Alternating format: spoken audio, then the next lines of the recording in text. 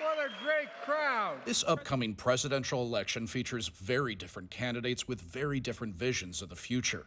That plays out in society and on college campuses, like here at the University of South Florida in Tampa, where we spoke with the presidents of the college Republicans and college Democrats. On the right, we have Ethan Bobble, a senior and economics major. On the left is Tyler Tone, a senior and also an economic major. The two are actually friends, but when it comes to politics, they see the world very differently, even holding debates. Tyler shared this video with us. Everyone that went was expecting fireworks, they're expecting yelling, screaming, fighting.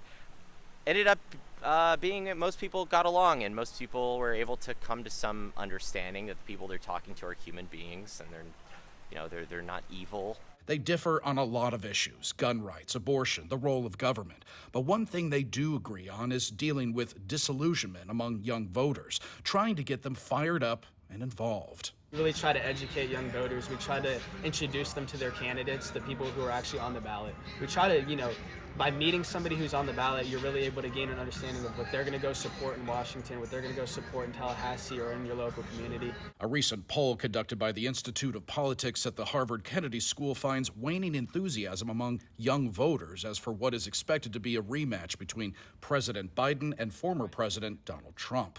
Americans between 18 and 29 who say they'll definitely vote in the 2024 election has dropped from 57 to 49%. Republicans and independents showed the biggest drop from 66 to 56%.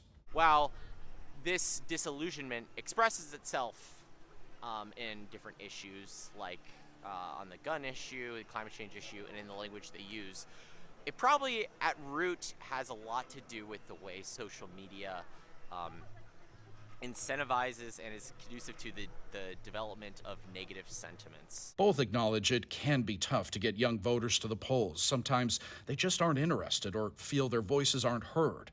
But that's what they're trying to combat. They want to stress all elections count. Young people aren't the only people who neglect down ballot races. I think it's really for all voters across the country, across age groups, demographics. What they both say is, don't stereotype the youth vote. They have various issues they care about, just like anyone else. What I think is starting to come out in studies of the electorate as it is that it is a very complicated picture, and it's not a monolith. They say the goal is to get their generation engaged so that they can have a say in what the future of the country might hold.